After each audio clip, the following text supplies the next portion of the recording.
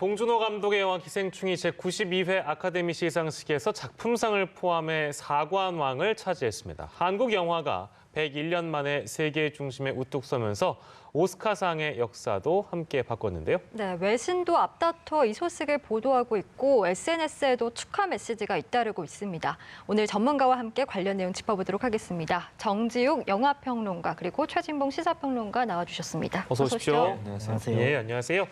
자, 오늘도 기쁜 소식을 저희가 좀 다뤄볼 텐데, 근데 기생충의 경우에는 깐느도 받았었고, 골든글로브도 받았었고, 아카데미가 뭐 대수냐 하는 분은 아마도 없을 겁니다. 그럼에도 불구하고 아무튼 오스카상을 수상하는 데에는 어떠한 특별한 의미가 있는지 최 교수께서 좀 짚어주시겠어요? 일단 뭐 할리우드 하면 세계 영화 산업의 본산 아니겠습니까? 네. 그리고 콧대 높이로 유명한 데가 할리우드예요. 그만큼 아카데미에서 외국 작품이 작품상을 수상하는 경우가 아주 드문 경우거든요. 그러다 보니까 사실은 봉준호 감독이 이번에 4개 사관왕을 했지 않습니까? 이건 정말 획기적인 일이죠. 그래서 사실 미국 내에서도 아카데미에서 이렇게 외국 영화에 그것도 우리 영어로 만들어진 것도 아니잖아요. 자막으로 봐야 되는 상황인데 이런 영화를 4개의 상이나 줬다고 하는 것은 아카데미가 뭔가 변하고 있구나 하는 모습을 보여줬다는 점에 신선한 충격이 있고 또 하나는 그만큼 작품성이 뛰어나다고 볼 수 있겠죠.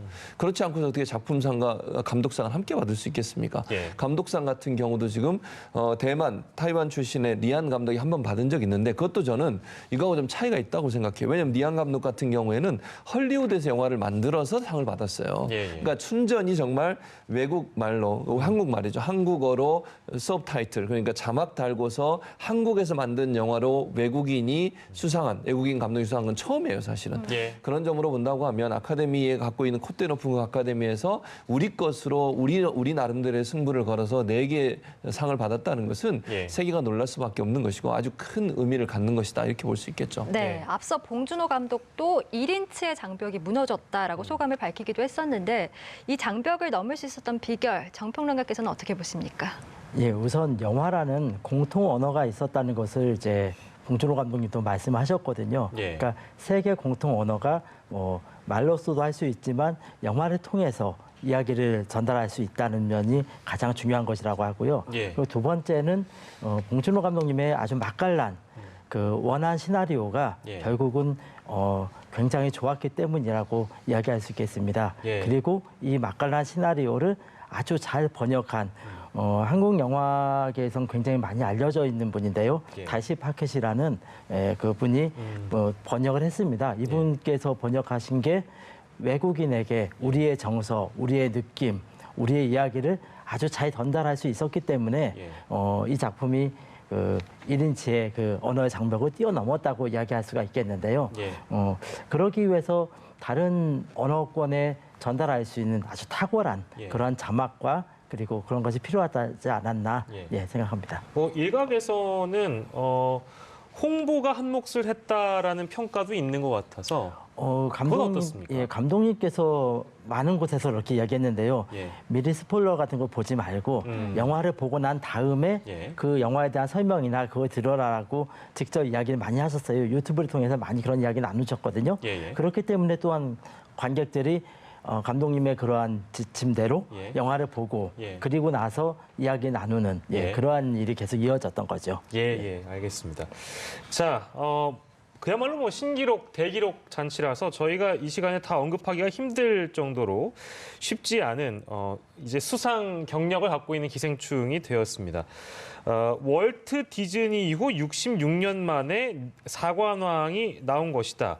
하지만 이게 단일 영화로는 또 처음이라면서요. 그렇습니다. 지금 말씀하신 한 시상식에서 단일 영화를 가지고 4개 부분에 수상한 건 이번이 처음이에요. 그러니까 월트 디즈니가 26회 아카데미 시상식, 그러니까 66년 전이죠. 그 당시 66년 전에 상을 4개를 받긴 받았는데 하나의 작품이 아니었어요. 그 당시에는 장편 애니메이션, 단편 다큐멘터리, 장편 다큐멘터리, 그다음에 단편 작품 이렇게 해서 4가지로 상을 받았는데 이게 다 각각 다른 영화로 상을 받은 거예요. 물론 한 시상식이긴 해요. 그러나 한 작품이 아니라 여러 개 작품으로 4개 상을 받았기 때문에 예. 이것과 지금 기생충이 받은 상관왕은 전혀 다른 차원의 문제인 것이죠. 예, 예. 그러니까 하나의 작품이 한 시상식에 단일 영화로 한 시상식에 4개 작품을 받았다, 4개 수상을 했다. 예. 이거는 처음 있는 일입니다. 예. 아카데미 92년 역사상. 대단합니다. 네. 그 6개 부분에 이제 노미네이트가 됐고 사실 국제 영화상 정도는 그래도 타지 않겠느냐라는 예상이 많이 있었는데 사실 감독상을 받을 때는 봉준호 감독 그 자신도 조금 놀랐었던 것 같아요. 그러니까 본인이 존경했던 마틴 스콜세지 앞에서 상을 수상하고 또 수상 소감을 얘기하고 그런 것들이 참 어떻게 보면 정말 의미가 있었던 것 같아요. 예, 저도 1927 샘 맨데슨 감독의 1927을 보고 난 다음에 예. 그 감독상이나 그 작품상은 상당히 어렵겠구나라고 쉽지 않겠구나라고 생각하셨군요. 생각을 했었습니다. 예. 워낙 그 작품이 뛰어나고 대단했기 때문이죠. 예.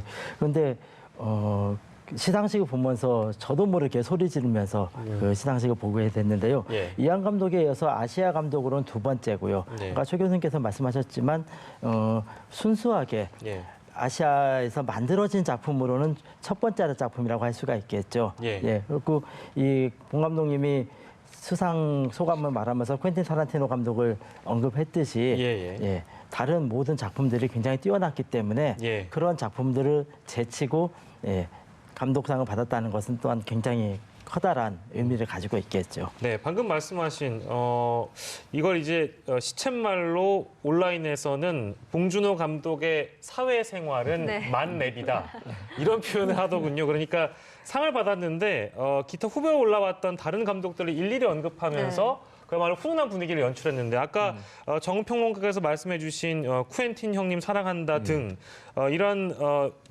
센스랄까요? 이 센스는 어떻게 보셨습니까? 저는 그게 봉준호 감독이 수상 소감 얘기하면서 보면요. 이게 준비됐다기보다는 저는 즉석에서 한다고 보여지거든요. 그러니까 본인도 그런 얘기를 한 적이 있었어요.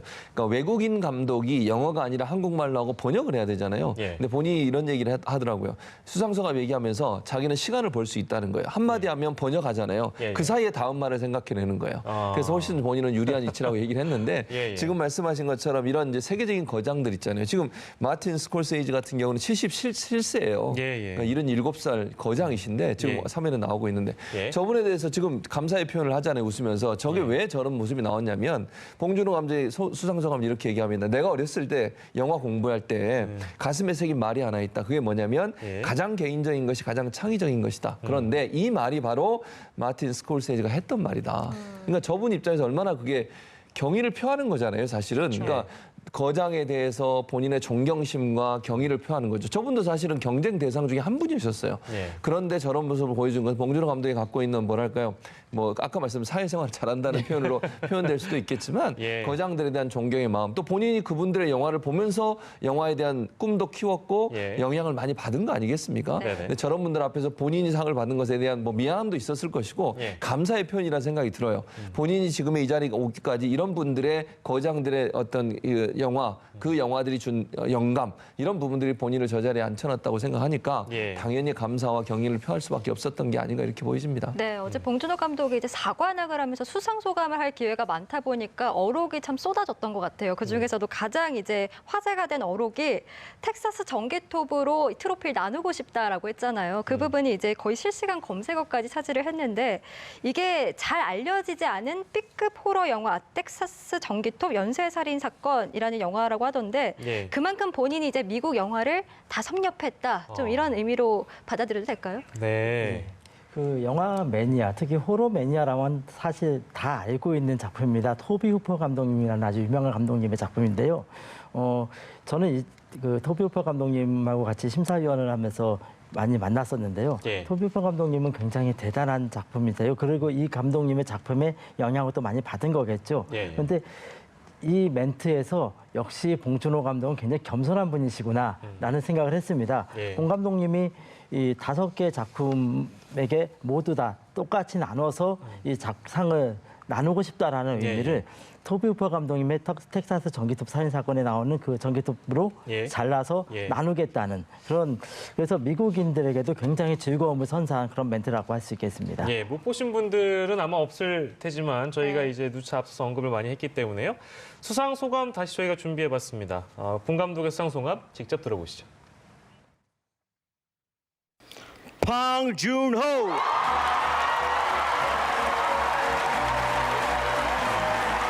This is the second Oscar tonight and the third nomination for Bong Joon-ho. 좀 전에 그 국제 영화상 수상하고 이제 오늘 할 일은 끝났구나 하고 이제 릴렉스하고 있었는데 어렸을 때 제가 항상 가슴에 새겼던 말이 있었는데 영화 공부할 때 가장 개인적인 것이 가장 창의적인 것이다. 그 말을 하셨던 분이 누구였냐면 제 책에서 읽은 거였지만 그 말은 that quote was from our great Martin Scorsese. So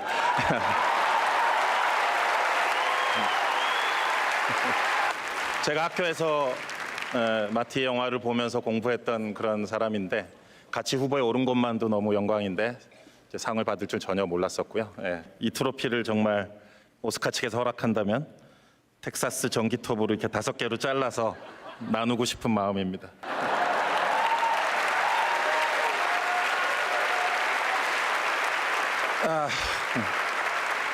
Thank you. I will drink until next morning. Thank you. 네, 저런 여유와 센스는 어디에서 나오는 걸까? 참 부럽기도 하고 멋져 보입니다. 네.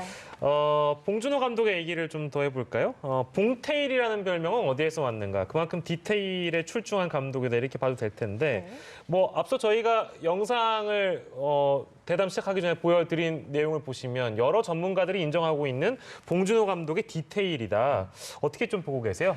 저는 이게 봉테일이라고 그래요. 그래서 예, 예. 봉준호의 봉자와 디테일의 테일을 붙여서 예, 예. 그렇게 봉테일이라고 부르는데 심지어는 이번 영화도 이렇게 했다는 거예요.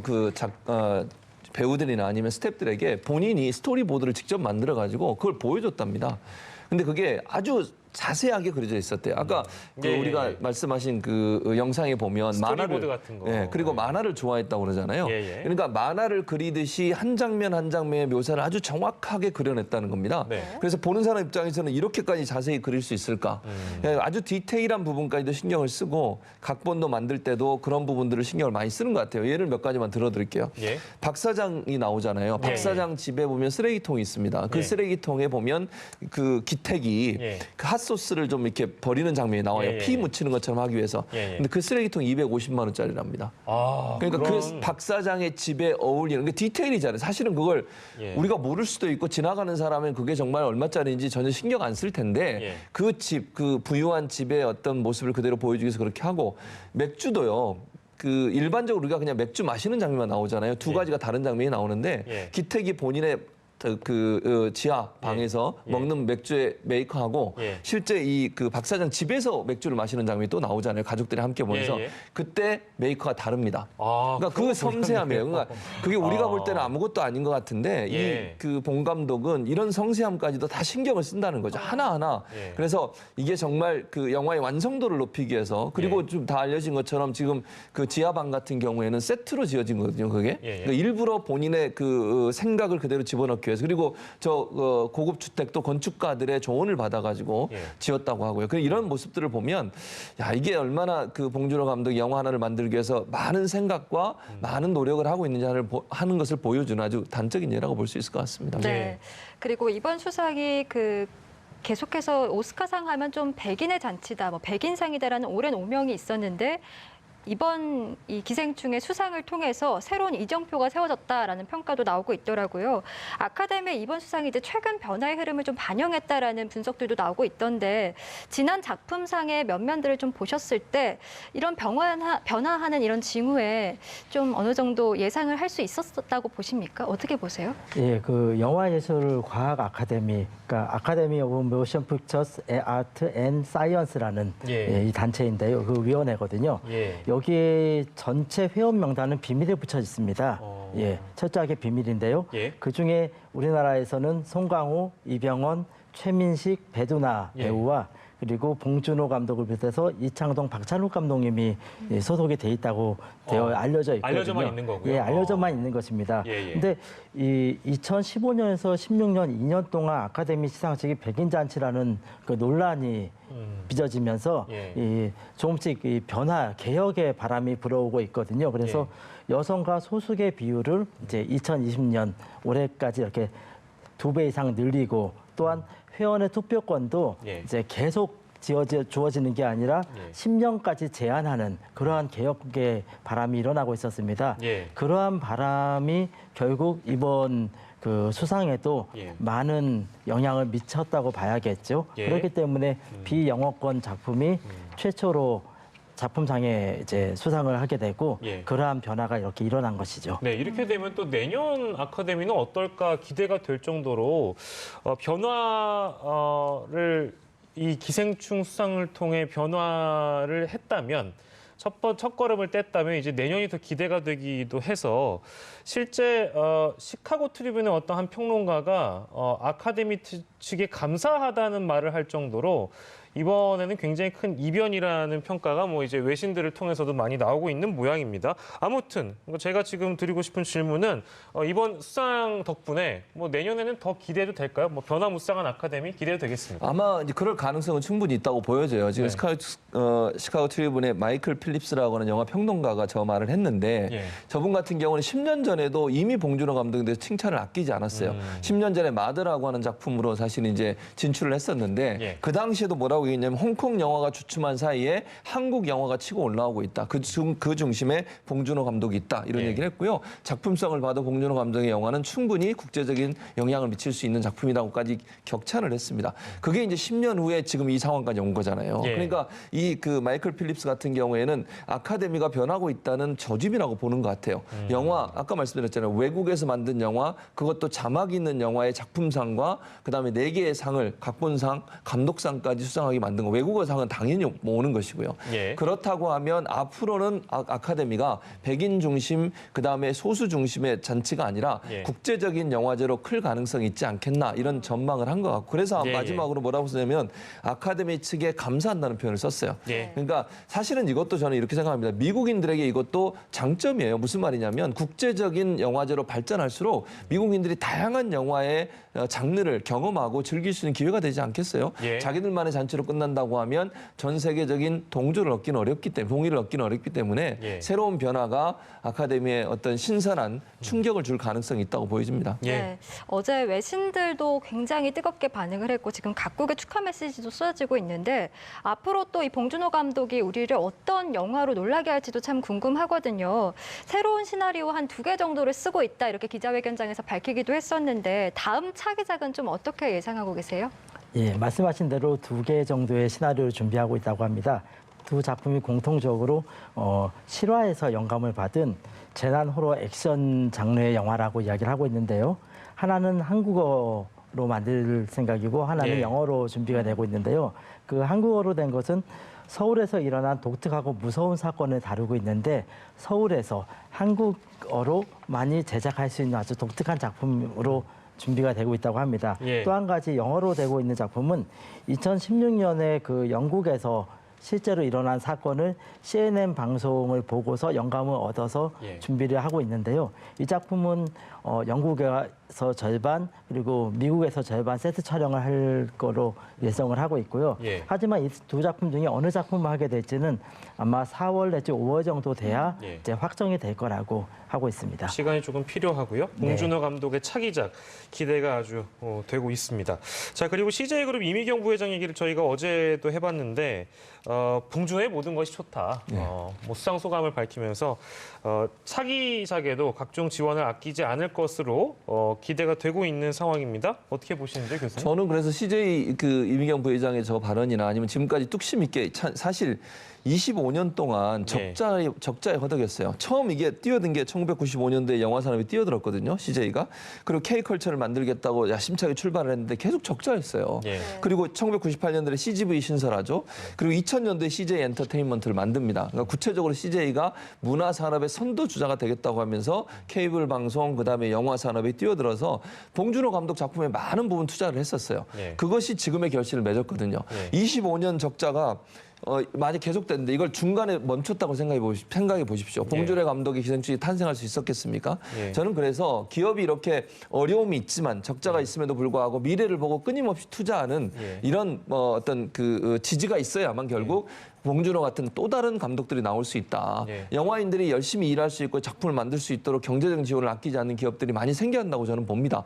앞으로는 이제 문화 산업이 전체 우리 전 세계 산업에서 아주 중요한 위치를 차지할 텐데 할리우드와 맞먹는 우리는 정말 돈은 부족하지만 정말 작품성 하나로 전 세계를 놀라게 할 수 있는 그런 작품들이 지속적으로 나오는데 CJ가 더 역할을 잘해줬으면 좋겠다 이런 생각이 듭니다. 숨은 조력자라는 평가를 받는 이미경 부회장이 그러니까 일각에서는 제가 이게 오해를 좀 바로잡기 위해서 평론가께 질문을 드리는데요. 아니 작품상을 받는데 제작자가 올라와가지고 왜 이렇게 수상소감을 길게 하는 거야?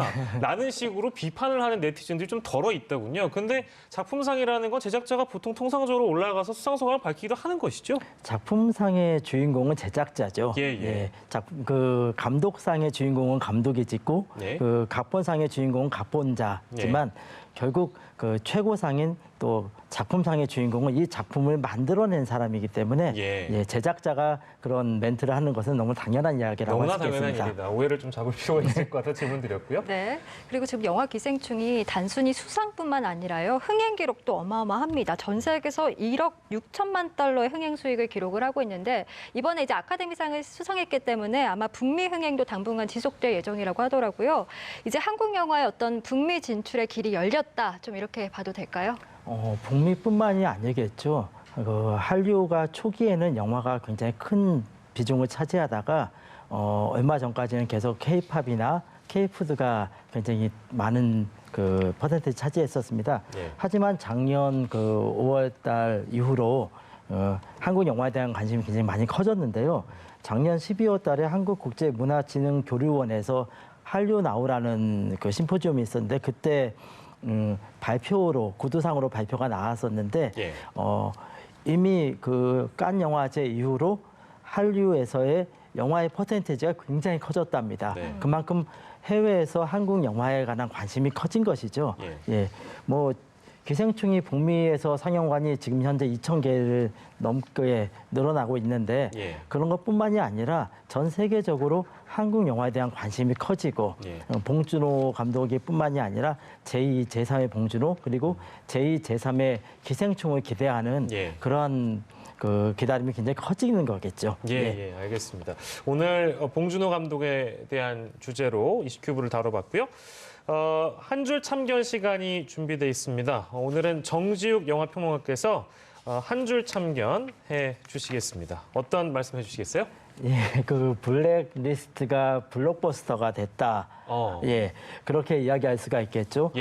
우리나라에서 최고의 감독이지만 정치적으로 좀 한쪽에 몰렸었던 우리 봉준호 감독이 결국은 세계의 가장 큰 우뚝성 감독의 블록버스터로 성장했다. 그렇게 이야기할 수가 있겠습니다. 네, 알겠습니다. 오늘 정지욱 영화평론가 그리고 최진봉 성공회대 교수와 함께 이야기 나눠봤습니다. 고맙습니다. 감사합니다.